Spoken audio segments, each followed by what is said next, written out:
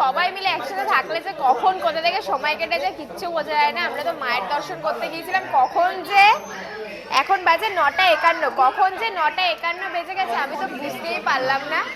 আর এখন আমরা সবাই পুরো দল বল মিলে চলে এসেছি এখানে খাওয়া দাওয়া করতে। তুমি কি অর্ডার করেছো? যে ফ্রাইড রাইস, হ্যাঁ, ভেজ ফ্রাইড রাইস আর হচ্ছে পাঞ্জাবি বিরিয়ানি। বিরিয়ানি। ও ভুলে গেছে, আর বড় করে order। ভেজ বিরিয়ানি আর ঝাল ঝাল যেটা হবে পাঞ্জাবি আলুর দম, আর হচ্ছে রুটি বাটার নান মিক্স। আমাদের অদিতির একটু রুটি খাওয়া দরকার এখন, তাই জন্য অদিতি এখন রুটি অর্ডার করেছে। আর আমি অর্ডার করেছি ভেজ ফ্রাইড রাইস, ওরাও ভেজ ফ্রাইড রাইস, বেশিরভাগ সবাই ভেজ ফ্রাইড রাইস অর্ডার করেছে এখানে। তো চলো খাবার আসার জন্য ওয়েট করছে। আর তার মধ্যে শুরু হয়ে গেছে বিভৎস জোরে বৃষ্টি।